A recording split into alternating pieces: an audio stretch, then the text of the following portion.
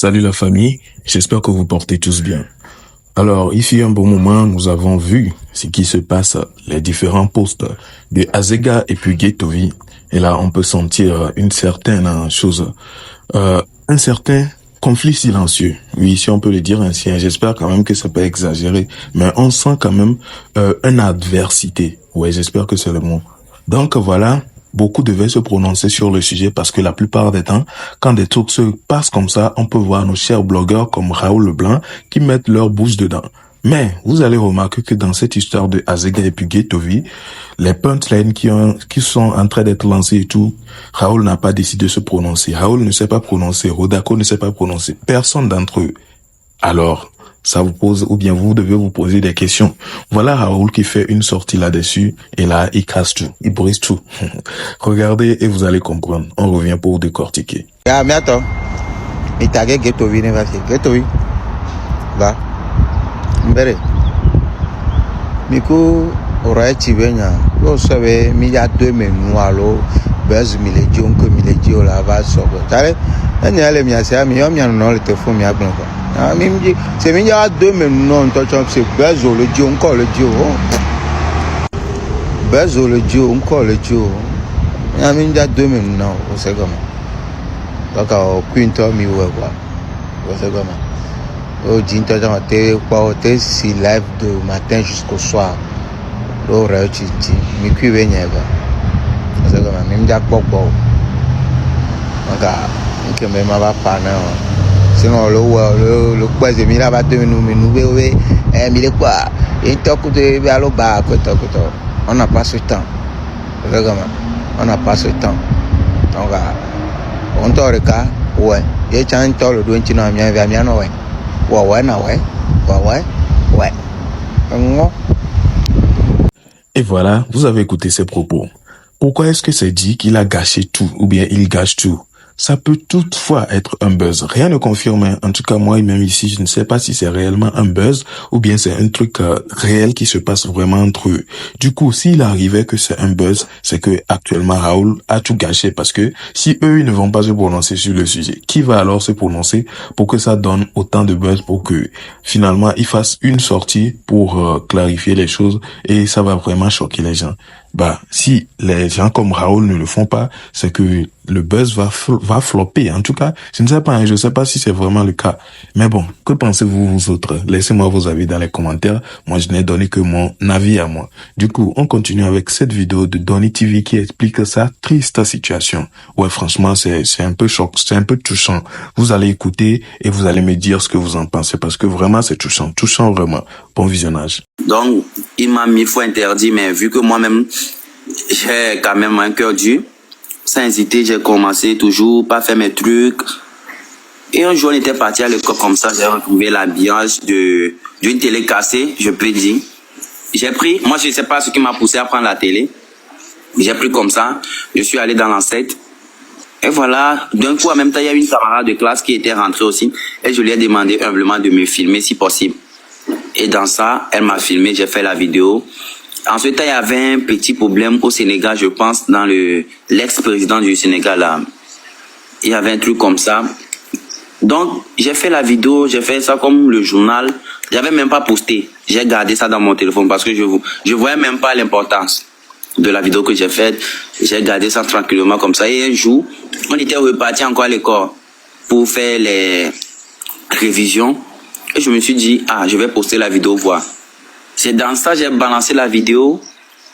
Et la vidéo a pris, tout le monde a aimé, tout le monde a apprécié. Je me suis dit, si je me focalise dans ça, au lieu d'aller soulever mon téléphone pour dire, toi, est-ce que tu peux te comparer à moi? Les gars, ce que j'ai acheté, quoi. Bon, quand même, je suis dans ça. Je ne dirais pas que j'avais un passé très meilleur. Non, moi aussi j'avais fait des désordres, des trucs comme ça. Donc, c'est dans ça que je faisais mes journaux. Et il y a aussi une tata qui s'appelle Madame Dalia. Elle est une Française, la blanche. Oui, elle appréciait pas mal mes contenus. Elle faisait les duos, les collages avec mes vidéos comme ça. Donc, arrivé un moment, j'ai changé un peu le contenu pour faire les parodies. Parce que je faisais avec ma voix, ma propre voix. Et puis un jour, j'ai décidé de faire les trucs de parodie avec les anciennes émissions de RFI. À un moment, il y avait eu des obstacles, mais j'ai pas abandonné.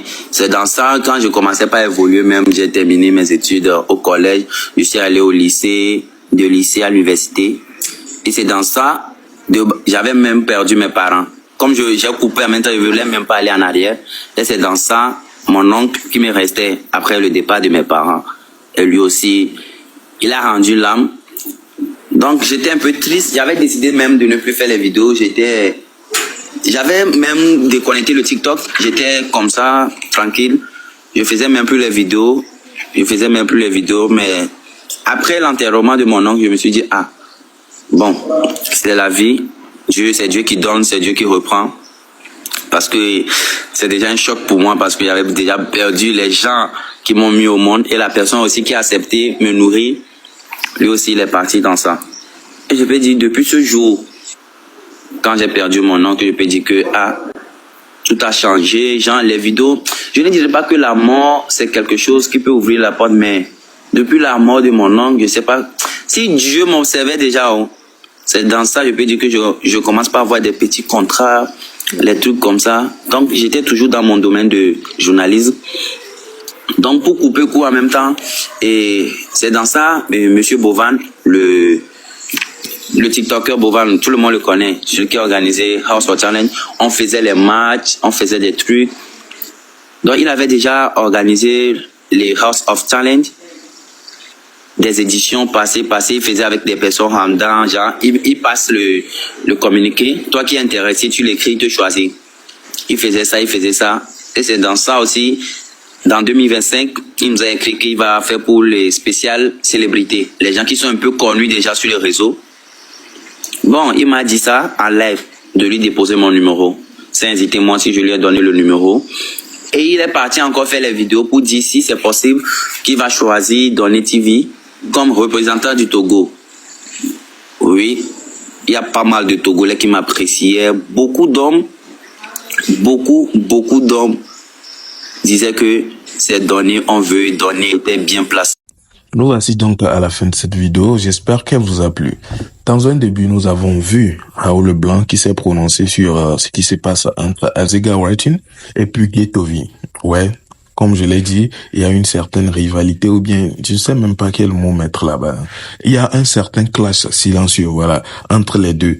Donc, ce qu'on a remarqué par les posts, du coup, on peut voir nos blogueurs qui sont restés silencieux là-dessus. Pourtant, on les connaît très bien qu'ils mettent leur bouche dans de tels sujets et tout, surtout quand il s'agit de Ghettovi.